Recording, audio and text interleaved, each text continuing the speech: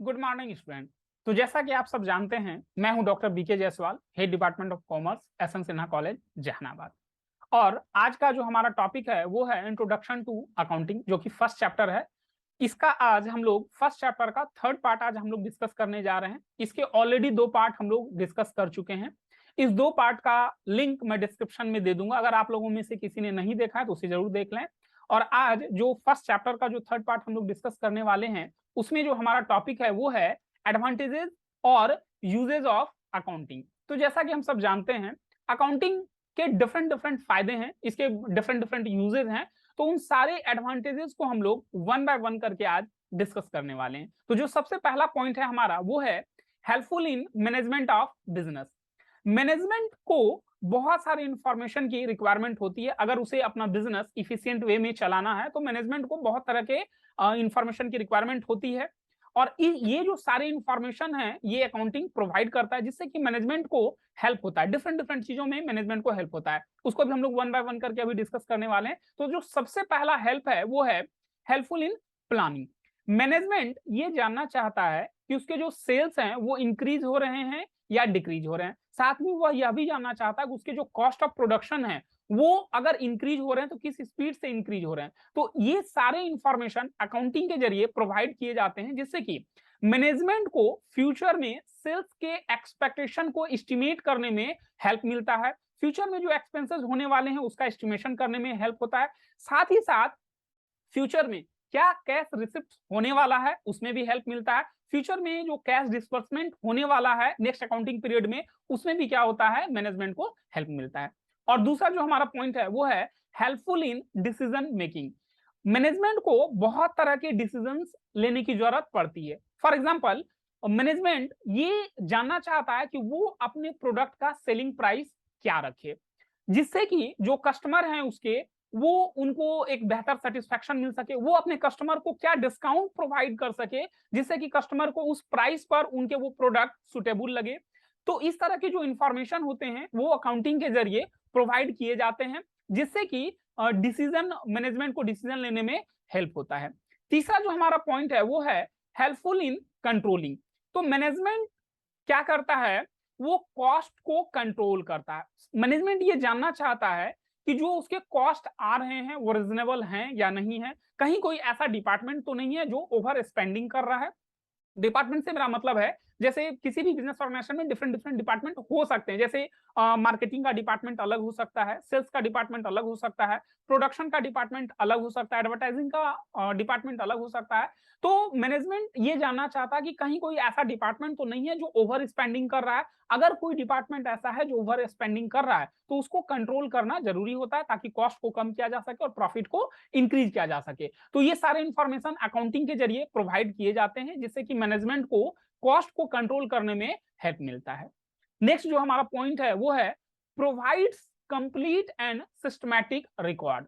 Business transaction आने वाले समय में या जो भी बिजनेस एंटिटी है वो जो बिजनेस कर रहे हैं, दिनों दिन डे बाय डे उनके जो ट्रांजैक्शंस है वो क्या होते हैं, बढ़ते चले जाते हैं। उनकी जो कॉम्प्लेक्सिटी है वो बढ़ती चली जाती है। तो ऐसे केस में या किसी भी हाल में संभव नहीं है कि जितने भी ट्रांजैक्शंस हो रहे हैं उन सारे ट्रांजैक्शंस को किसी भी पर्सन के लिए याद रख पाना बहुत डिफिकल्ट है।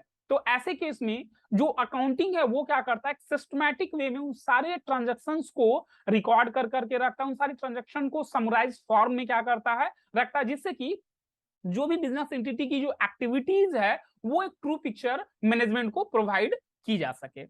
नेक्स्ट जो हमारा पॉइंट है वो है इंफॉर्मेशन रिगार्डिंग प्रॉफिट और लॉस। हम लोग फर्स्ट डे से ये पढ़ते आ रहे हैं कि कोई भी बिजनेस ऑर्गेनाइजेशन है तो उनका जो फर्स्ट मोटिव होता है वो ये होता है कि वो प्रॉफिट और लॉस को जान सके। तो अकाउंटिंग रिपोर्ट्स के जरिए नेट रिजल्ट के बारे में क्या होता है पता चलता है। जो एक अकाउंटिंग पीरियड में बिजनेस के द्वारा जो भी एक्टिविटीज की गई वो नेट रिजल्ट क्या होता है, अकाउंटिंग रिपोर्ट से हमें पता चल जाता है। तो इस नेट रिजल्ट को जानने के लिए प्रॉफिट और लॉस अकाउंट क्या होता है, बनाया जाता है। जब अकाउंटिंग पीरियड का एंडिंग आ जाता है, eight the end of each accounting period क्या होता है, वो प्रॉफिट और लॉस अकाउंट बनाया जाता है, जिससे कि अगर प्रॉफिट हुआ है तो वो पता चल पाता है कि कितना प्रॉफिट अर्न किया गया है बिजनेस ऑर्गेनाइजेशन के द्वारा, या अगर लॉस हो गया है तो क्या लॉस उस पीरियड में क्या लॉस हुआ है वो अकाउंटिंग इंफॉर्मेशन के जरिए पता चल जाता है।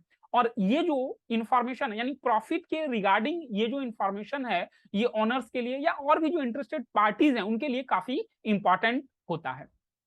नेक्स्ट जो हमारा पॉइंट है वो है information regarding financial position. Accounting reports के जरिए क्या होता है, फाइनेंशियल पोजीशन भी पता चल जाता है। और ये फाइनेंशियल पोजीशन जानने के लिए क्या होता है, eight the end of each accounting period एक बैलेंस शीट तैयार किया जाता है, जिससे कि बैलेंस शीट क्या करता है, वो डिस्क्लोज करता है एसेट्स के क्या पोजीशन है, उनकी वैल्यू क्या दी हुई है, कैपिटल एंड लायबिलिटीज की वैल्यू क्या है। तो जब बैलेंस शीट बनाया जाता है तो राइट साइड में हम लोग एसेट के वैल्यू को शो करते हैं और बैलेंस शीट के लेफ्ट साइड में हम लोग क्या करते हैं, कैपिटल और लायबिलिटीज के वैल्यू को शो करते हैं, जिससे कि हमें क्या होता है, किसी भी बिजनेस एंटिटी के फाइनेंशियल पोजीशन के बारे में पता चल जाता है। नेक्स्ट जो हमारा पॉइंट है वो है एनेबल्स कंपैरेटिव स्टडी।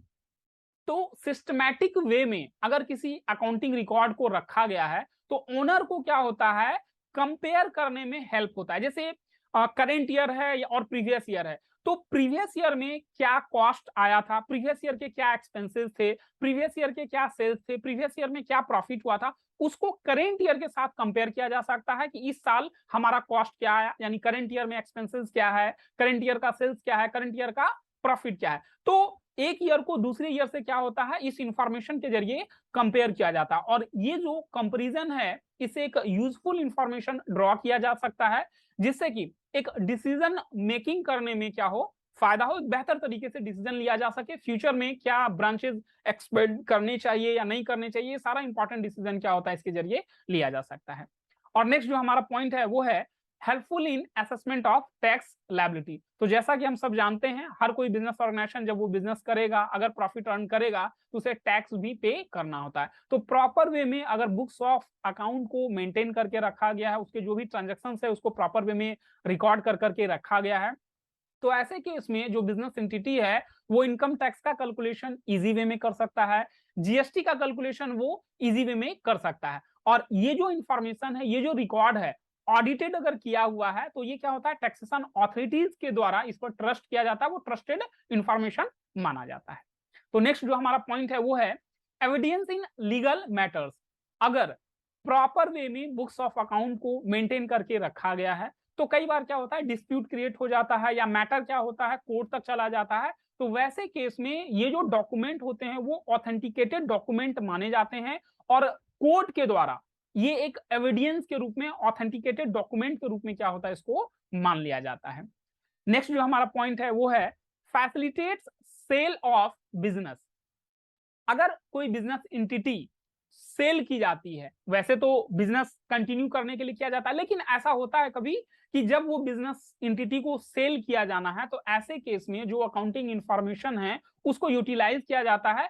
जैसे कि उसके परचेज प्राइस को जानना है तो उसके परचेज प्राइस को कैसे जाना जाएगा, तो सारे अकाउंटिंग इंफॉर्मेशन को स्कैन किया जाता है कि उसकी क्या वैल्यू है, एसेट के क्या वैल्यू है, लायबिलिटीज के क्या वैल्यू है। उन सारे वैल्यू को एनालिसिस करने के बाद, स्कैन करने के बाद उस बिजनेस एंटिटी की क्या प्रॉपर परचेज प्राइस होनी चाहिए वो कैलकुलेट की जाती है। नेक्स्ट जो हमारा पॉइंट है वो है हेल्पफुल इन रेजिंग लोन्स। तो ये जो अकाउंटिंग इंफॉर्मेशन है ये लोन लेने में भी क्या होता है, हेल्प करता है। जैसे जब भी कोई बैंक या कोई फाइनेंशियल इंस्टीट्यूशन किसी ऑर्गेनाइजेशन को जब वो लोन देने जाती है तो वो क्या करती है, सबसे पहले लोन सैंक्शन करने से पहले जितने भी फाइनेंशियल स्टेटमेंट्स हैं, जो भी उसके फाइनेंशियल अकाउंट हैं, उन सारी चीजों को वो क्या करती है, स्क्रीनिंग करती है। स्क्रीनिंग करती है का मतलब है कि वो एनालिसिस करती है, उसके फंड फ्लो स्टेटमेंट को वो स्क्रीनिंग करती है, कैश फ्लो स्टेटमेंट को स्क्रीनिंग करती है, जिससे कि उसे ये पता चल सके कि क्या ये लोन रीपेमेंट हो पाएगा या नहीं हो पाएगा, इस फर्म को कितने अमाउंट तक का लोन दिया जाना चाहिए। तो लोन लेने के भी केस में क्या होता है, ये अकाउंटिंग इंफॉर्मेशन क्या करता है, हेल्प करता है। तो नेक्स्ट जो हमारा पॉइंट है हेल्पफुल इन पार्टनरशिप अकाउंट। ये जो अकाउंटिंग रिकॉर्ड्स होते हैं इसकी जरूरत हमें पड़ती है जब पार्टनरशिप अकाउंट है, जैसे किसी पार्टनर का जब एडमिशन हो रहा होता है तो वहां पर अकाउंटिंग इंफॉर्मेशन की जरूरत पड़ती है। अगर किसी पार्टनर का रिटायरमेंट हो रहा है वैसे केस में भी अकाउंटिंग इंफॉर्मेशन की जरूरत पड़ेगी। अगर किसी पार्टनर का डेथ हो जाता है या फर्म का डिसोल्यूशन हो जाता है तो वैसे केस में कई अकाउंटिंग स्टेप्स होते हैं जो लिए जाने होते हैं, वो अकाउंटिंग के जरिए ही लिए जा सकते हैं। जैसे गुडविल का वैल्यूएशन करना, इन सारे केसेस में जो मैंने आपको बताया कि एडमिशन है, रिटायरमेंट है, डेथ है, या डिसोल्यूशन का केस है, तो ऐसे केस में क्या होता है, गुडविल का वैल्यूएशन होता है। तो गुडविल का वैल्यूएशन इसी बेसिस पर, जो अकाउंटिंग रिकॉर्ड्स हैं उसी के बेसिस पर क्या होता है, गुडविल का वैल्यूएशन किया जाता है। और जो एडवांटेजेस का जो लास्ट पॉइंट है वो है हमारा helpful in prevention and detection of errors and frauds. तो जैसा कि हम सब जानते हैं, कभी कभार ऐसा हो सकता है कि वो गलतियां हो जाए, तो अगर कोई एरर्स हो जाता है तो वैसे केस में अकाउंटिंग के जरिए उस एरर को डिटेक्ट कर लिया जाता है। अगर कोई फ्रॉड हुआ है तो उसमें भी ये क्या करता है, हेल्प करता है, डिटेक्ट करने में हेल्प करता है, रोकथाम करता है। अब नेक्स्ट जो हमारा टॉपिक है वो है लिमिटेशंस ऑफ अकाउंटिंग। तो जैसा कि अभी जस्ट हम लोगों ने डिस्कस किया कि जो अकाउंटिंग है वो ढेर सारे इंफॉर्मेशन को क्या करता है, प्रोवाइड करता है, लाइक प्रॉफिटेबिलिटी के बारे में, फाइनेंशियल साउंडनेस के बारे में, जो भी ओनर्स हैं या जो भी अदर इंटरेस्टेड पार्टीज हैं उनको इन सारे इंफॉर्मेशन की जरूरत पड़ती है। इसके अलावे और भी बहुत तरह के इंपॉर्टेंट इंफॉर्मेशन होते हैं, वैल्यूएबल इंफॉर्मेशन होते हैं जो अकाउंटिंग के जरिए प्रोवाइड किए जाते हैं।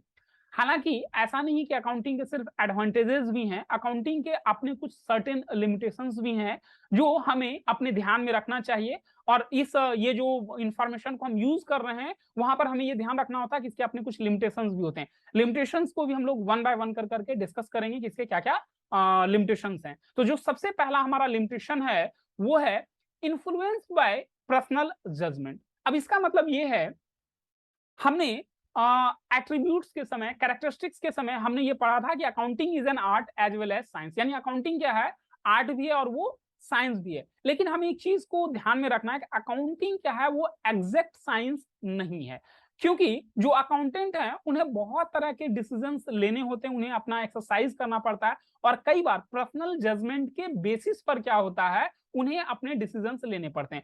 फॉर एग्जाम्पल, जैसे ये बहुत डिफिकल्ट है या ये अनुमान लगा पाना बहुत कठिन है कि किसी एसेट की एग्जैक्ट यूजफुल लाइफ क्या होगी। अब एसेट्स की यूजफुल लाइफ की बात मैं क्यों कर रहा हूं, क्योंकि क्या होता है, जब भी कोई एसेट्स परचेज किया जाता है तो उसके डेप्रिसिएशन को कैलकुलेट किया जाता है, उस एसेट्स पर डेप्रिसिएशन चार्ज किया जाता है, और ये जो डेप्रिसिएशन है ये उसके यूजफुल लाइफ के बेसिस पर ही क्या होता है, डेप्रिसिएशन चार्ज किया जाता है।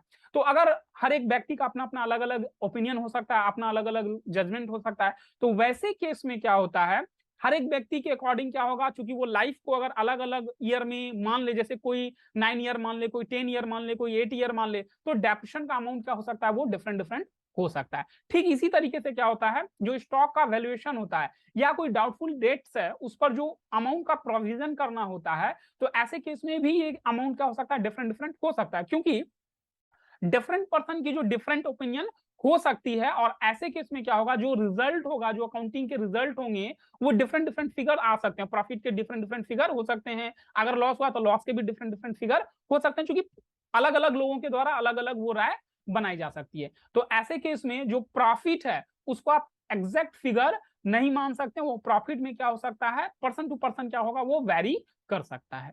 तो दूसरा जो हमारा लिमिटेशन है वो है based on accounting concepts and conventions. आगे के चैप्टर में हम लोग पढ़ेंगे अकाउंटिंग कंसेप्ट्स के बारे में, अकाउंटिंग कन्वेंशंस के बारे में। जैसा कि मैंने कैरेक्टरिस्टिक्स के बारे में बताया था कि अकाउंटिंग के अपने कंसेप्ट्स होते हैं, कन्वेंशंस होते हैं, उसके अपने रूल हैं जिस बेसिस पर क्या होता है उस सारे ट्रांजैक्शन को रिकॉर्ड किया जाता है। तो ऐसे केस में क्या होता है, जो अकाउंटिंग प्रिपेयर्ड किया जाता है, जो अकाउंट्स प्रिपेयर्ड किया जाता है, वो इसी अकाउंटिंग कंसेप्ट्स के बेसिस पर, इसी अकाउंटिंग कन्वेंशंस के बेसिस पर क्या होता है, अकाउंट्स प्रिपेयर किया जाता है। तो ऐसे केस में क्या होता है, जो प्रॉफिटेबिलिटी है या जो फाइनेंशियल पोजीशन डिस्क्लोज किया जा रहा है अकाउंट्स के जरिए, वो रियलिस्टिक नहीं भी हो सकता है।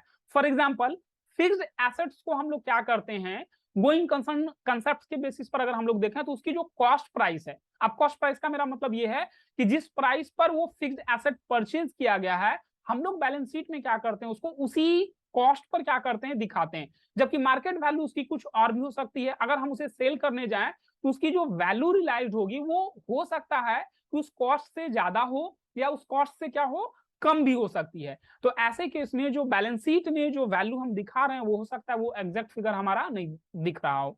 ठीक उसी प्रकार से क्या होता है, अकाउंटिंग के जो कंजर्वेटिव कन्वेंशंस होते हैं उसके बेसिस पर जो प्रॉफिट एंड लॉस अकाउंट तैयार किया जाता है वो भी ट्रू प्रॉफिट नहीं बताता है। क्यों? चूंकि ऐसा वो जो कंजर्वेटिव कन्वेंशन है वो ये कहता है कि फ्यूचर में अगर कोई लॉस होने वाला है तो उसका आप प्रोविजन कर लीजिए, लेकिन अगर कोई फ्यूचर में प्रॉफिट होने वाला है तो उसको आप क्या करें, इग्नोर कर लें। तो ऐसे केस में जो फिगर दिखाया जा रहा है वो क्या हो सकता है, वो रियलिस्टिक नहीं भी हो सकता है। ठीक है, तो इस बेसिस पर क्या होता है, उसमें कुछ चेंजेस हो सकते हैं। तीसरा जो हमारा लिमिटेशंस है अकाउंटिंग का वो है इनकम्प्लीट इंफॉर्मेशन। जो अकाउंटिंग स्टेटमेंट है वो इनकम्प्लीट इंफॉर्मेशन हमें प्रोवाइड करते हैं। क्यों? क्योंकि जो प्रॉफिट और लॉस अकाउंट जो बिजनेस का वो शो कर रहा है, ठीक है, वो एक्चुअल प्रॉफिट हम उसको नहीं मान सकते। एक्चुअल प्रॉफिट तभी पता चलेगा जब हम लोग बिजनेस को क्या करें, कंप्लीटली शट डाउन कर दें या उसे कंप्लीटली हम सेल कर दें, तभी उसकी एग्जैक्ट प्रॉफिट हमें क्या है पता चल सकती है। तो ऐसे केस में ये जो प्रॉफिट है वो भी रियलिस्टिक प्रॉफिट हमारा नहीं होता है। नेक्स्ट जो हमारा लिमिटेशन है वो है ओमिशन ऑफ क्वालिटेटिव इंफॉर्मेशन। अब अकाउंट्स रिपोर्ट्स में क्या होता है, जो अकाउंट्स है हमारे उसमें सिर्फ वैसे इंफॉर्मेशन को इंक्लूड किया जाता है जिसे हम लोग क्या करते हैं, इन टर्म्स ऑफ मनी के रूप में एक्सप्रेस कर सकते हैं, दिखा सकते हैं। सिर्फ वैसे ट्रांजेक्शन्स को क्या होता है वहां पे रिकॉर्ड किया जाता है। अब इसमें क्या होता है, जो क्वालिटेटिव एस्पेक्ट है बिजनेस के उसको क्या होता है, कंप्लीटली ओमिटेड कर दिया जाता है। यानी बुक्स ऑफ अकाउंट में उसका कोई रिकॉर्ड मेंटेन नहीं होता है। उसको हम लोग चूंकि मॉनेटरी टर्म्स में एक्सप्रेस नहीं कर सकते, इसलिए वो क्या होता है, रिकॉर्ड ही नहीं हो पाता है। तो ऐसे केसेस में क्या होता है, अगर मैनेजमेंट में कोई चेंजेस हुआ या बिजनेस के रेपुटेशन में कोई चेंजेस हो गया या कोई कोऑर्डिनल मैनेजमेंट और लेबर का रिलेशन है, तो ऐसे केस में चेंजेस में भी चूंकि ये क्वालिटेटिव एस्पेक्ट है तो इसको क्या होता है, रिकॉर्ड नहीं किया जाता। फर्म की जो एबिलिटी है कोई न्यू प्रोडक्ट को डेवलप करने की, उसमें अगर कोई चेंजेस हो गया, मैनेजमेंट के एफिशिएंसी में अगर कोई चेंजेस हो गया, कस्टमर के जो सेटिस्फैक्शन है फर्म के प्रति उसमें अगर कोई चेंजेस हो जाता है, तो ये जो सारे क्वालिटेटिव एस्पेक्ट्स हैं ये इंपॉर्टेंट हैं। बट इसको क्या होता है, यानी प्रॉफिटेबिलिटी के केस में अगर देखा जाए इन सारी चीजों को क्या होता है, इग्नोर कर दिया जाता है। तो ऐसे केसेस में जो हमें जो क्वालिटेटिव नेचर के जो ये जो इवेंट हैं इसको क्या होता है, कंप्लीटली ओमिटेड कर दिया जाता है, जबकि ये इंपॉर्टेंट होते हैं किसी भी बिजनेस ऑर्गेनाइजेशन के लिए। नेक्स्ट जो हमारा लिमिटेशन है वो है बेस्ड ऑन हिस्टोरिकल कॉस्ट। जो अकाउंट्स तैयार किए जाते हैं, जो प्रिपेयर किए जाते हैं, वो हिस्टोरिकल कॉस्ट के बेसिस पर किए जाते हैं। अभी जस्ट मैंने डिस्कस किया कि जो फिक्स्ड एसेट होते हैं उसको हम लोग क्या करते हैं, ओरिजिनल कॉस्ट पर ही क्या करते हैं, हम लोग दिखाते हैं। जो फाइनेंशियल स्टेटमेंट तैयार किया जाता है उसमें हम लोग क्या करते हैं, ओरिजिनल कॉस्ट पर दिखाते हैं। यानी उसमें जो चेंजेस हो रहे हैं, जो इफेक्ट आ रहा है चेंजेस का, प्राइस लेवल में जो चेंजेस हो रहे हैं उसको हम लोग क्या करते हैं, नहीं दिखाते हैं। तो ऐसे केसेस में क्या होता है, जो एसेट है हमारा वो अंडर वैल्यूड हो जाता है। कई केसेस में क्या होता है, वो अंडर वैल्यूड हो जाता है। खास कर करके अगर बात की जाए लैंड एंड बिल्डिंग की, तो आज अगर आप जो लैंड परचेज करेंगे हो सकता है 5 साल के बाद उस लैंड की कीमत कई गुना बढ़ जाए। तो ज्यादातर केस में लैंड एंड बिल्डिंग के केसेस में क्या होता है, वो एसेट की वैल्यू क्या होती है, वो अंडर वैल्यूड हो जाती है, जिसकी वजह से कि क्या होता है, जो बैलेंस शीट है, बैलेंस शीट के अंतर्गत जो हम लोग एसेट की वैल्यू जो दिखा रहे हैं वो हमें मतलब एक तरह से हेल्प नहीं कर पाता है। जो ट्रू फाइनेंशियल पोजीशन है वो क्या होता है, नहीं बता पाता है। नेक्स्ट जो हमारा अकाउंटिंग का लिमिटेशन है वो है अफेक्टेड बाय विंडो ड्रेसिंग। अब यहाँ पर विंडो ड्रेसिंग का मतलब क्या है, ये जो विंडो ड्रेसिंग होता है ये क्या करता है, जो भी अकाउंटिंग के जो डेटा है उसको क्या करता है, वो मैनिपुलेट कर देता है। अब मैनिपुलेट क्यों किया जाता है, वो इसलिए मैनिपुलेट किया जाता है जिससे कि फाइनेंशियल स्टेटमेंट को क्या हो सके, वो अपने फेवर में क्या किया जा सके, दिखाया जा सके। जो फाइनेंशियल पोजीशन है वो फेवरेबल पोजीशन बना दिया जाए, जबकि एक्चुअल पोजीशन हो सकता है कि वो कुछ और हो। लेकिन वहां पर क्या होता है, उसको विंडो ड्रेसिंग के जरिए यानी उसमें मैनिपुलेशन के जरिए क्या होता है, उसको फेवरेबल तरीके से अपने फेवर में क्या होता है लोग बना लेते हैं। जैसे एग्जांपल के रूप में आपको बताऊं, मान लो at the end of the year कोई परचेज किया गया। अब उस परचेज को हमने क्या किया, ईयर के एंड में रिकॉर्ड नहीं किया, ठीक है। ठीक उसी तरीके से क्या होता है, जो क्लोजिंग स्टॉक है उसको हमने क्या किया, ओवर वैल्यूड कर करके दिखा दिया। तो ऐसे केसेस में इसको हम लोग बोलते हैं विंडो ड्रेसिंग का ये कंसेप्ट करना, ठीक है। तो ऐसे इस तरह के केसेस में क्या होगा, जो करेक्ट डिसीजन है वो बिल्कुल भी इस तरह के फाइनेंशियल स्टेटमेंट के जरिए क्या है, करेक्ट डिसीजन नहीं लिया जा सकता है, क्योंकि जब तक एक्चुअल फिगर पता नहीं चलेगा करेक्ट डिसीजन नहीं लिया जा सकेगा। और हमारा जो लिमिटेशन का जो सबसे लास्ट पॉइंट है वो है अनसुटेबल फॉर फॉरकास्टिंग। ये जो फाइनेंशियल अकाउंट है ये क्या करता है, सिर्फ पास्ट इवेंट को क्या करता है, रिकॉर्ड करता है। अब ये जो कंटिन्यूअस चेंजेस आ रहे हैं, जैसे किसी प्रोडक्ट के डिमांड में चेंजेस आ गया, कोई पॉलिसीज में चेंजेस आ गया, फर्म के द्वारा जो पॉलिसीज अडॉप्ट की गई उसमें चेंजेस आ गया। अब जो पोजीशन है, जैसे कोई कंपटीटर है, जो कंपटीशन का पोजीशन है उसमें कोई चेंजेस आ गया। तो ऐसे केसेस में क्या होता है, जो फाइनेंशियल एनालिसिस है वो जो बेसिस होता है उसका एनालिसिस करने का, वो क्या होता है, पास्ट इवेंट के बेसिस पर होता है। तो इस तरह के केसेस में क्या होता है कि ये फोरकास्टिंग करने में क्या होगा, वो मदद नहीं कर पाएगा। तो अकाउंट्स के एडवांटेजेस के साथ साथ इसके अपने कई सारे लिमिटेशंस भी हैं। नेक्स्ट जो हमारा टॉपिक है वो है क्वालिटेटिव कैरेक्टरिस्टिक्स, या जिसे हम लोग एट्रीब्यूट्स भी कहते हैं, ऑफ अकाउंटिंग इंफॉर्मेशन। तो अब तक हमने क्या किया, अकाउंटिंग के एडवांटेजेस को पढ़ा, अकाउंटिंग के अपने क्या लिमिटेशंस हैं उसको हमने स्टडी किया, और अब हम लोग क्वालिटेटिव कैरेक्टरिस्टिक, जिसको कि हम लोग एट्रीब्यूट्स भी कहते हैं, जो अकाउंटिंग इंफॉर्मेशन के एट्रीब्यूट्स हैं, उसको हम लोग क्या करेंगे, डिस्कस करेंगे। तो जो अकाउंटिंग इंफॉर्मेशन है वो इस तरीके से तैयार किए जाने चाहिए, इस तरीके से प्रेजेंट किए जाने चाहिए, जिससे कि वो क्लियर पिक्चर क्या कर सके, शो कर सके, दिखा सके। ठीक है, तो जो बिजनेस इंटरप्राइजेज हैं उसके जो भी पिक्चर है, यानी जो उसका फाइनेंशियल पोजीशन है, उसको इस तरीके से दिखाया जाना चाहिए जिससे कि वो रियलिस्टिक लगे। ठीक है, तो इसके जो कैरेक्टरिस्टिक्स हैं हम लोग वन बाय वन कर करके इन सारे कैरेक्टरिस्टिक्स को डिस्कस करेंगे, जिससे कि यूजर्स के लिए ये काफी यूजफुल हो सके। एक एक करके हम लोग डिस्कस करें। तो जो सबसे पहला हमारा जो क्वालिटेटिव कैरेक्टरिस्टिक्स है वो है reliability. Accounting information must be reliable, यानी जो अकाउंटिंग इंफॉर्मेशन है वो क्या होना चाहिए, विश्वसनीय होना चाहिए।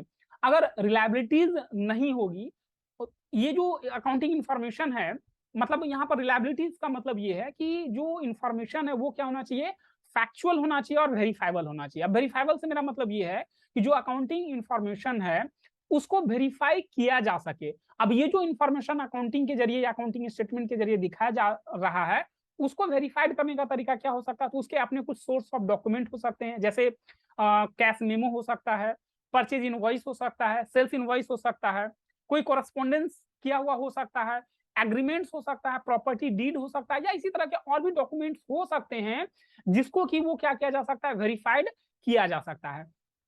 वेरीफाई से मतलब ये है, यहाँ पर अगर वेरीफाई होता है तो उसकी जो ट्रस्टफुलनेस है, जो विश्वसनीयता है, वो क्या होती है, वो बनी रहती है। जितने भी ट्रांजेक्शन्स जो रिकॉर्ड किए गए हैं, जो दिखाए गए, अगर उसके सोर्स डॉक्यूमेंट हैं तो उसकी विश्वसनीयता क्या होती है, वो बनी रहती है। और कोई भी ऐसा जो इंटरेस्टेड पार्टीज है वो उसको क्या कर सकता है, वेरीफाई कर सकता है, चेक कर सकता है, उसके ट्रू पोजिशन को जान सकता है।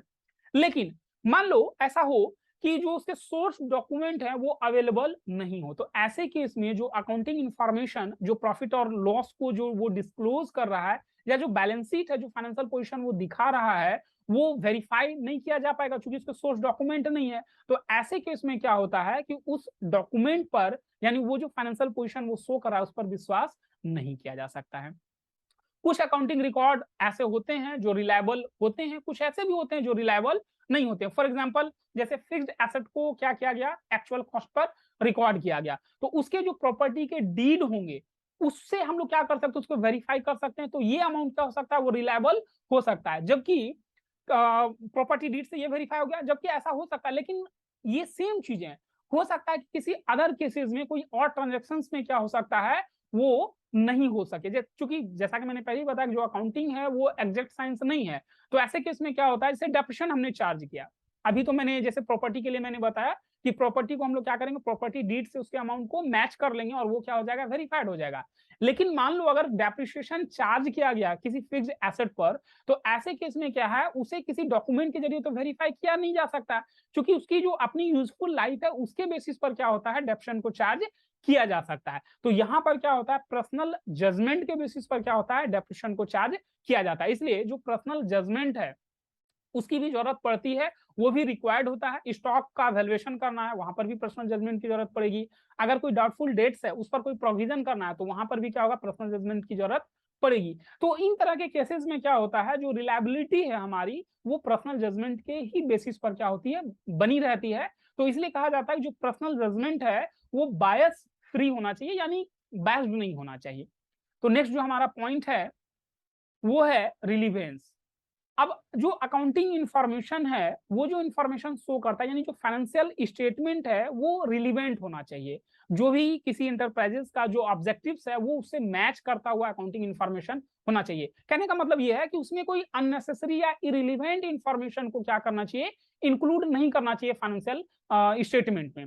और रिलीवेंट होने के लिए ये जरूरी है कि इंफॉर्मेशन जो है वो ऐसा हो जिससे कि जो डिसीजन मेकिंग का काम है वो किया जा सके, वो मैनेजमेंट को क्या करे, हेल्प कर सके, इन्वेस्टर्स को वो हेल्प कर सके, क्रेडिटर्स को हेल्प कर सके, या और भी जो अदर यूजर्स हैं अकाउंटिंग इंफॉर्मेशन के, उनको क्या हो सके, डिसीजन मेकिंग में हेल्प मिल सके। फॉर एग्जाम्पल, जैसे मान लो कोई इंफॉर्मेशन दिया गया है, कंपनी ने डिविडेंड पे किया, तो उसके रेट ऑफ डिविडेंड होंगे, ठीक है, प्रीवियस ईयर में उसने क्या किया है, कोई डिविडेंड पे किया है, तो ये रिलीवेंट इंफॉर्मेशन हो सकता है इन्वेस्टर्स के लिए, क्योंकि उसे नेक्स्ट ईयर भी क्या करनी है, डिविडेंड का अनुमान लगाना है कि उसे वो डिविडेंड मिल सकता है।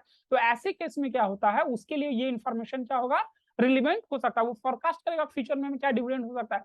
ठीक उसी तरीके से अगर बैलेंस शीट में कोई डेटर के बारे में दिखाया जा रहा है, तो वहां पर क्या होना चाहिए, वो रिलेवेंट इंफॉर्मेशन क्या हो सकता है कि कितने वैल्यू का डेटर्स है, ना कि टोटल नंबर ऑफ डेटर्स बता दिया जाए, क्योंकि टोटल नंबर ऑफ डेटर्स ये रिलेवेंट इंफॉर्मेशन नहीं हो सकता है, लेकिन डेटर का टोटल अमाउंट क्या है, ये किसी के लिए भी क्या हो सकता है, वो रिलेवेंट इंफॉर्मेशन हो सकता है।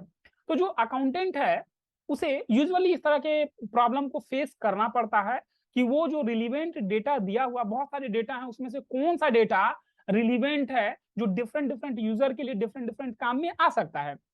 एग्जाम्पल के रूप में अभी जस्ट जो मैंने डिस्कस किया, जैसे जो बैंकर्स है उसे जो इंफॉर्मेशन चाहिए, वो इंफॉर्मेशन कोई जरूरी नहीं है कि वो इन्वेस्टर्स के लिए भी वो इंफॉर्मेशन क्या हो, काम का हो। तो ऐसे केसेस में क्या होता है, अकाउंटेंट को थोड़ी सी स्टडी करनी पड़ती है, थोड़ी मेहनत करनी पड़ती है कि जो वेरियस यूजर्स हैं उनके काम का कौन कौन सा इंफॉर्मेशन है वो फाइंड आउट उसे करना होता है, यानी जो कॉमन इंफॉर्मेशन है, जो रिलेवेंट इंफॉर्मेशन है, वो उसे क्या करना होता है, फाइंड आउट करना होता है, जिससे कि सारे यूजर्स को क्या हो सके, वो हेल्प हो सके। इसके अलावा और भी डिफिकल्टीज अराइजेस होती है, जैसे जब डिसाइड करना हो कि प्रायोरिटी किसको दी जाए, किस यूजर्स को ज्यादा प्रायोरिटी दी जाए, किसको कम दी जाए, तो ऐसे केसेस में थोड़ी सी डिफिकल्टीज अराइजेस होती है। जैसे एग्जांपल के रूप में मैं आपको बताऊं, जैसे कुछ इंफॉर्मेशन ऐसे हैं जो प्रॉफिटेबिलिटी से रिलेटेड हैं, ठीक है, वो क्रेडिटर्स के लिए रिलीवेंट हो सकते हैं, लेकिन यही ये जो प्रॉफिटेबिलिटी का जो इंफॉर्मेशन है, ये स्टेक होल्डर्स के लिए, शेयर होल्डर्स के लिए हो सकता है कि ये हार्मफुल हो जाए। बिकॉज क्या होगा, अगर कंप्यूटर को पता चल जाता है, इससे रिलेटेड कोई इंफॉर्मेशन लीक हो जाती है, तो क्या हो सकता है, कंप्यूटर कोई अलग डिसीजन ले सकता है, जिससे कि इस ऑर्गेनाइजेशन को क्या हो जाए, वो हानि हो जाए। तो ऐसे केसेस में क्या होता है, जब डिसीजन लेने की बात होती है, तो अकाउंटेंट को क्या होता है, बहुत तरह के कंसेप्ट को ध्यान में रखना होता है, लाइक मतलब concept of truth, concept of justice, concept of fairness, इन सारी चीजों को ध्यान में रखना होता है। यानी इन सारी चीजों के गाइडेंस में क्या होता है, अकाउंटेंट को कोई डिसीजन लेने चाहिए या लेना होता है। नेक्स्ट जो हमारा पॉइंट है वो है अंडरस्टैंडेबिलिटी। अकाउंटिंग इंफॉर्मेशन इस तरह का होना चाहिए, इस तरीके से प्रेजेंट किया जाना चाहिए, इस तरीके से सिंपल वे में प्रेजेंट किया जाना चाहिए, इस तरीके से लॉजिकल वे में प्रेजेंट किया जाना चाहिए, जिससे कि हर एक यूजर्स को वो समझ में आ जाए, आसानी से समझ में आ जाए। अब यूजर्स से मेरा मतलब है लाइक जैसे इन्वेस्टर्स हो गए, लेंडर्स हैं, इंप्लॉई हैं, इटीसी, तो इन सारे लोगों को क्या हो, ये इजी वे में क्या हो सके, समझ में आ जाए। कोई ऐसा पर्सन जिसे कि अकाउंटिंग का नॉलेज नहीं भी है, तो भी वैसे केस में जो अकाउंटिंग टर्मिनोलॉजी है उसे इस वे में प्रेजेंट किया जाना चाहिए, जिससे कि वो उसे समझ में आ जाए बिना किसी डिफिकल्टी के, ठीक है, या थोड़ी बहुत डिफिकल्टी के साथ उसे क्या हो, समझ में आ जाए। तो ऐसा तभी हो सकता है जब जो एक्सप्लानेटरी नोट्स है, जैसे जो भी रिलीवेंट एक्सप्लानेटरी नोट्स है उसको क्या किया जाए, एक्सप्लेन कर दिया जाए, जो भी इंफॉर्मेशन है फाइनेंशियल स्टेटमेंट में दिया हुआ उसके रिगार्डिंग जो भी एक्सप्लानेटरी नोट्स है उसको वो दे दिया जाए, तो इससे क्या होगा, थोड़ा सा समझने में आसानी हो जाएगी। जनरली क्या होता है, जो एक्सप्लानेटरी नोट्स है वो डेप्रिसिएशन के मेथड के बारे में क्या होता है, दिया जाता है, जैसे वैल्यूएशन ऑफ इन्वेंट्री है उसके मेथड के बारे में दिया जाता है, कोई कंटीजेंट लायबिलिटीज है उस केस में क्या होता है, ये एक्सप्लेनेटरी नोट्स की जरूरत पड़ती है, रिजर्व के एक्सप्लेनेशन की जरूरत पड़ती है। अब और इसके अलावा अगर कोई एक्स्ट्रा ऑर्डिनरी गेन हो गया, कोई एक्स्ट्रा ऑर्डिनरी लॉस हो गया, तो वैसे केस में कुछ कमेंट की जरूरत पड़ेगी। Disclosure of event occurring after the balance sheet बन गया उसके बाद कोई ऐसा इवेंट घट गया जिससे कि समझ में ना आए, तो उसके रिगार्डिंग क्या है, एक्सप्लेनेटरी नोट्स देने की जरूरत पड़ती है। और ये जो एक्सप्लेनेटरी नोट्स है ये फाइनेंशियल स्टेटमेंट को क्या होता है, और ज्यादा यूजफुल बनाता है और ज्यादा अंडरस्टैंडेबल बनाता है, जिससे कि जो भी यूजर्स हैं उनको इजी वे में क्या होता है, ये समझ में आ जाता है। और हमारा जो सबसे लास्ट पॉइंट है वो है कंपेरेबिलिटी। अब कंपेरेटिबिलिटी जो है वो बहुत यूजफुल क्वालिटी है किसी भी अकाउंटिंग इंफॉर्मेशन का। जो फाइनेंशियल स्टेटमेंट है उसमें क्या होना चाहिए, प्रीवियस ईयर का भी फिगर को इंक्लूड करना चाहिए, साथ में करंट ईयर का भी फिगर क्या होना चाहिए, इंक्लूड होना चाहिए। जो परफॉर्मेंस है वो कंपेयर तभी किया जा सकेगा जबकि पास्ट ईयर का यानी प्रीवियस ईयर का और करंट ईयर का एक साथ उसमें दिया हुआ रहेगा। ठीक उसी तरीके से जो फाइनेंशियल स्टेटमेंट है उसको इस तरीके से तैयार किया जाना चाहिए जिससे कि प्रॉफिटेबिलिटी और फाइनेंशियल पोजीशन, जो बिजनेस ऑर्गेनाइजेशन का जो प्रॉफिटेबिलिटी है और जो फाइनेंशियल पोजीशन है उसको इजी वे में क्या हो सके, कंपेयर किया जा सके दूसरे ऑर्गेनाइजेशन के साथ भी, यानी उसी टाइप का जो दूसरा ऑर्गेनाइजेशन है उसके प्रॉफिट से कंपेयर किया जा सके, उसके फाइनेंशियल पोजीशन के साथ कंपेयर किया जा सके। अब कंपैरिजन से हमें यह पता चलता है कि क्या हमारे स्ट्रॉन्ग पॉइंट है, क्या हमारे वीक पॉइंट है, जो भी बिजनेस एंटिटी के अपने वीक पॉइंट या स्ट्रॉन्ग पॉइंट हो सकते हैं, वो कंपेयर करने से क्या होता है, पता चल जाता है। और ये कंपेरेटिबिलिटी तभी पॉसिबल है जब डिफरेंट फर्म क्या करे, यानी इस तरह के केसेस में जो अकाउंटिंग प्रिंसिपल है वो ईयर टू ईयर क्या करे, वो सेम ही अकाउंटिंग प्रिंसिपल को क्या करे, मेंटेन करे। फॉर एग्जांपल, अगर कोई ऑर्गेनाइजेशन ऐसा है जिसने क्या क्या डिमिनिशिंग बैलेंस को, डेप्रिसिएशन का जो डिमिनिशिंग बैलेंस मेथड होता है उसको उसने सेलेक्ट किया है, अगर तो ऐसा नहीं है कि वो ईयर टू ईयर चेंज कर ले। ईयर टू ईयर चेंज करने का मतलब, कहने का मेरा मतलब ये है कि जैसे इस साल उसने डिमिनिशिंग बैलेंस मेथड यूज किया, नेक्स्ट ईयर उसने क्या क्या फिक्स्ड इंस्टॉलमेंट मेथड यूज कर लिया, तो ऐसा नहीं करना चाहिए। ऐसा करने से क्या होगा, फिर वो कंपेयर कर पाना वो ठीक नहीं हो पाएगा। ठीक है, ठीक उसी तरीके से क्या होता है, जो स्टॉक का वैल्यूएशन है वो भी कंसिस्टेंटली एक ही मेथड को क्या होना चाहिए, ईयर टू ईयर फॉलो करना चाहिए। अब कंसिस्टेंसी प्रिंसिपल का मतलब ये बिल्कुल भी नहीं है कि अगर एक मेथड किसी ऑर्गेनाइजेशन ने अडॉप्ट कर लिया तो वो कभी चेंज ही नहीं हो सकता है। चेंज जहां पर रिक्वायरमेंट होगी, जहां पर भी लगेगा कि मेथड को अब चेंज करना है, डिजायरेबल होगा कि नहीं अब मेथड चेंज होना चाहिए, उसके पर्पस को वो फुलफिल कर पाएगा, तो ऐसे केस में क्या है, वो चेंज किया जा सकता है। तो वहां पर क्या है कि इंफॉर्मेशन को वो शो कर देना चाहिए। तो इस तरह के केसेस में क्या होता है, जो नेचर है, जो इफेक्ट है, वो चेंज आ जाता है तो जस्टिफिकेशन उसमें कर देना चाहिए, डाल देना चाहिए, जिससे कि वो क्लियरली ये फुटनोट दे देना चाहिए, जिससे कि ये पता चल सके यूजर्स को कि अकाउंटिंग इंफॉर्मेशन में क्या चेंजेस किए गए हैं। ठीक है, इसके अलावे और भी अकाउंटिंग इंफॉर्मेशन के अपने कैरेक्टरिस्टिक्स हैं, जैसे कैरेक्टरिस्टिक्स ऑफ टाइमलाइननेस है, कैरेक्टरिस्टिक्स ऑफ कंप्लीटनेस है। तो ये सारी चीजें हैं इसके कैरेक्टरिस्टिक्स के।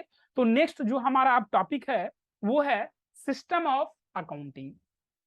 तो अब तक हमने जो बेसिक अकाउंटिंग के बेसिक्स को पढ़ा है, अब यहाँ पर क्या होता है, जो अकाउंटिंग के जो सिस्टम है वो दो तरह के होते हैं। ठीक है, एक तो हमारा होता है डबल एंट्री सिस्टम और दूसरा है हमारा सिंगल एंट्री सिस्टम। तो दोनों को हम लोग वन बाय वन कर करके डिस्कस करेंगे। तो फर्स्ट ऑफ ऑल हम लोग डबल एंट्री सिस्टम को डिस्कस करते हैं।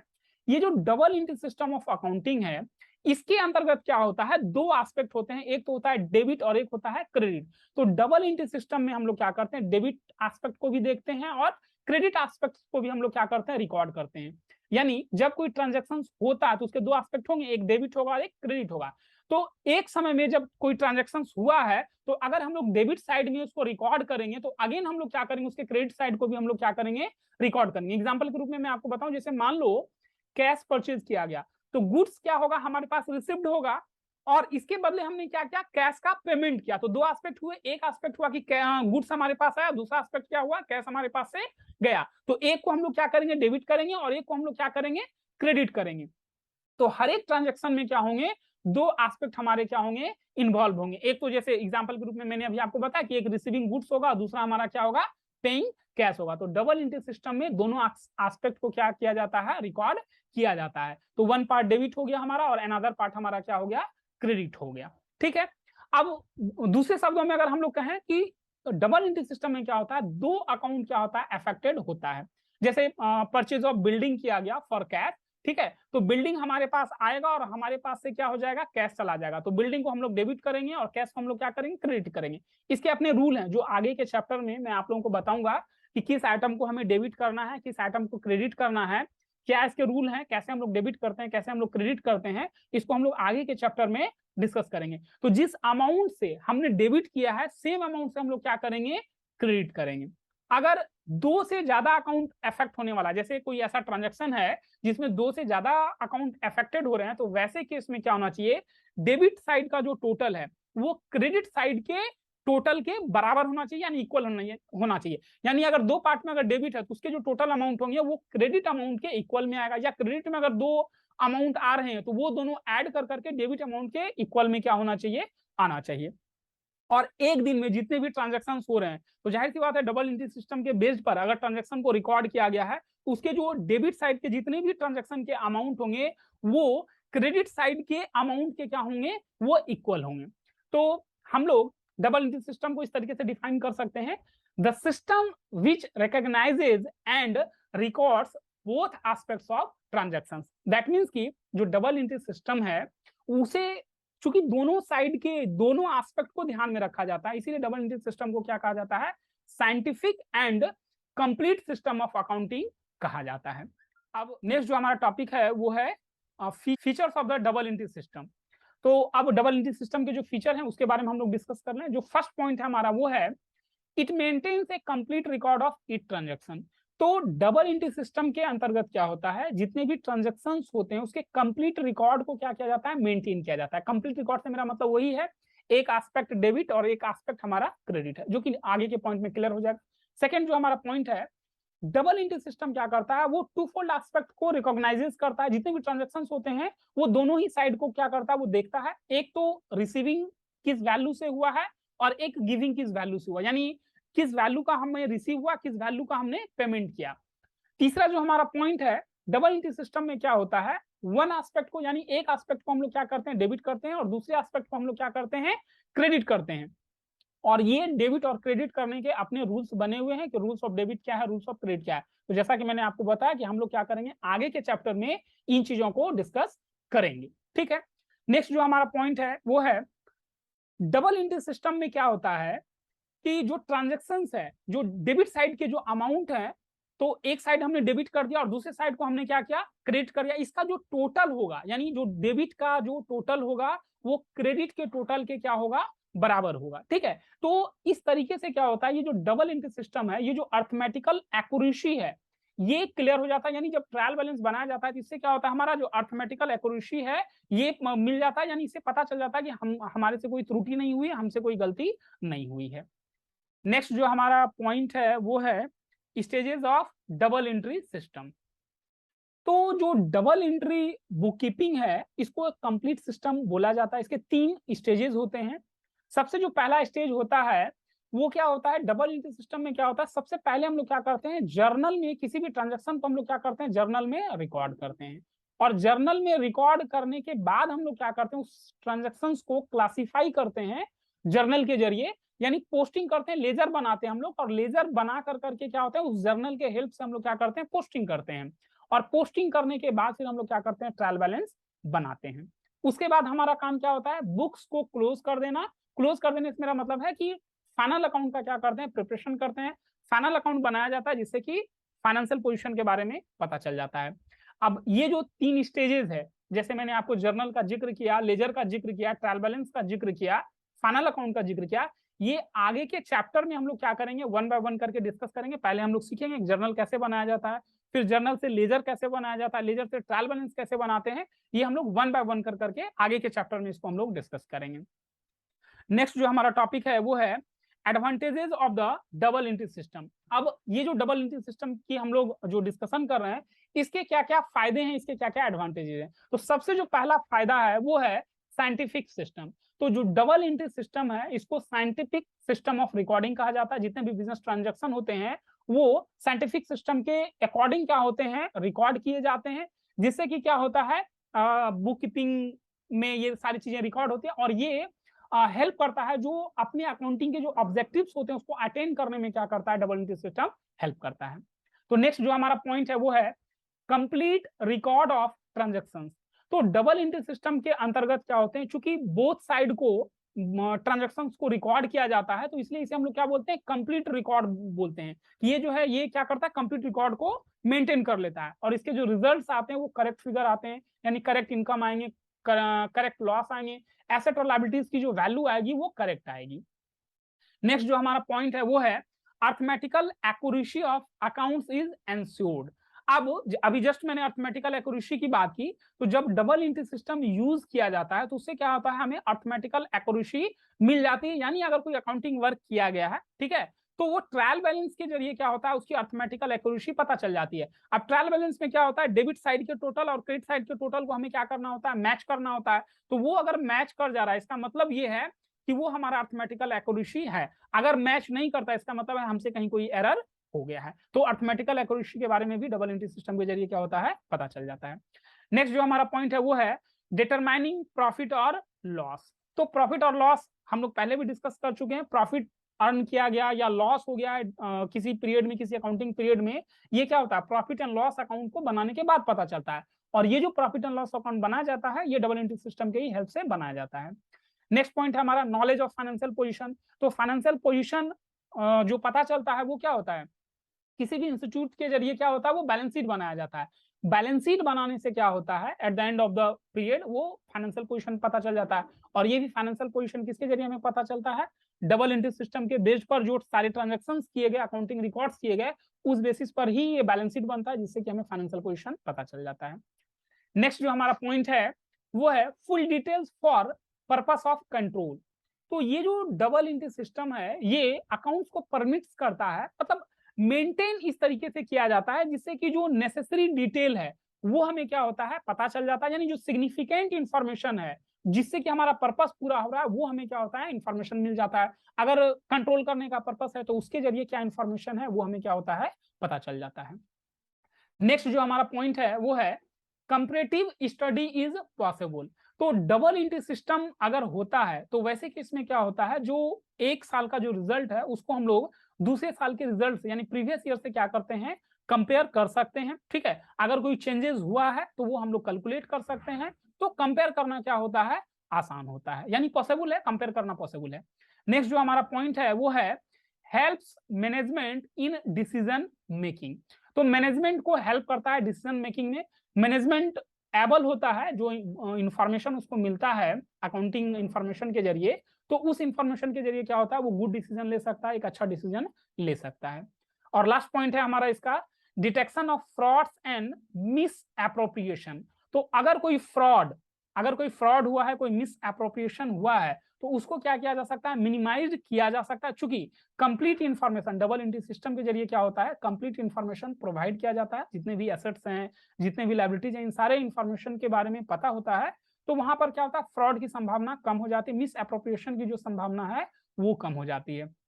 और वो सारा तभी संभव है जब ये जो डबल एंट्री सिस्टम है उसके एडवांटेजेस की वजह से ही क्या होता है, ये संभव है। और ये जो डबल एंट्री सिस्टम है, इसी बेनिफिट्स की वजह से सारे कंट्रीज में क्या होता है, ये सारे डबल एंट्री सिस्टम को फॉलो किया जाता है। तो नेक्स्ट जो हमारा टॉपिक है वो है अकाउंट्स फ्रॉम इनकम्प्लीट रिकॉर्ड्स और सिंगल एंट्री सिस्टम। अब ये जो अकाउंट्स है, एक तो दूसरा हो गया, एक तो पहला हो गया हमारा डबल एंट्री सिस्टम, और दूसरा जो है वो है हमारा क्या है, single entry system. Single entry system में क्या होता है, जैसे जो भी ट्रांजैक्शंस को रिकॉर्ड किए जाते हैं बुक्स ऑफ अकाउंट में, ये इसको हम लोग इनकम्प्लीट बोलते हैं, यानी इनकम्प्लीट डबल एंट्री सिस्टम माना जाता है। क्यों? क्योंकि इस सिस्टम में क्या होता है, जितने भी ट्रांजैक्शंस होते हैं उसको डबल एंट्री सिस्टम के बेसिस पर रिकॉर्ड नहीं किया जाता है। तो ऐसे केसेस में क्या होते हैं, कुछ ट्रांजैक्शंस के बोथ एस्पेक्ट्स को रिकॉर्ड किया जाता है, जबकि और जो दूसरे जो तरह के ट्रांजैक्शंस हैं उनमें या तो ट्रांजैक्शन के एक ही एस्पेक्ट को ध्यान में रखा जाता है या उसको क्या होता है, रिकॉर्ड ही नहीं किया जाता है। ठीक है, तो ऐसे केसेस में क्या होता है, यानी सिंगल एंट्री सिस्टम में क्या होता है कि सारे अकाउंट्स को मेंटेन ना कर करके इसमें क्या होता है, सिर्फ पर्सनल अकाउंट और कैश बुक को ही क्या किया जाता है, मेंटेन किया जाता है सिंगल एंट्री सिस्टम में। इसीलिए ये जो अकाउंट्स मेंटेन किया जाता है सिंगल एंट्री सिस्टम के अंतर्गत, इसलिए इसको क्या होता है, इनकम्प्लीट बोला जाता है, अनसिस्टमैटिक भी बोला जाता है, जिसके वजह से कि क्या होता है, ये रिलायबल नहीं माना जाता है इसको। ठीक है, तो जितने भी ट्रांजैक्शंस होते हैं, क्योंकि उसको सारे ट्रांजैक्शन को रिकॉर्ड नहीं किया जाता है डबल एंट्री सिस्टम प्रिंसिपल के तहत। ठीक है, तो ऐसे केस में क्या होता है, ये पॉसिबल नहीं है कि कोई ट्रायल बैलेंस बनाया जा सके। और जब ट्रायल बैलेंस नहीं बनेगा तो वैसे केस में क्या होगा, प्रॉफिट एंड लॉस अकाउंट का पता नहीं चल पाएगा, बैलेंस शीट क्या होगा वो प्रिपेयर नहीं किया जा सकेगा। तो ये दो सिस्टम थे हमारे सिस्टम्स ऑफ अकाउंटिंग के अंतर्गत। तो अगर आपको ये वीडियो अच्छी लगती है तो इस वीडियो को आप लाइक करें, अगर आपको ये वीडियो अच्छी नहीं लगती है तो आप डिसलाइक भी कर सकते हैं, और आपको अच्छी लगती है तो आप अपने दोस्तों के साथ शेयर करें और इस चैनल को सब्सक्राइब कर लें, ताकि आगे और भी अगर मैं टॉपिक अपलोड करता हूं तो इससे आपको बेनिफिट हो सके। Thank you.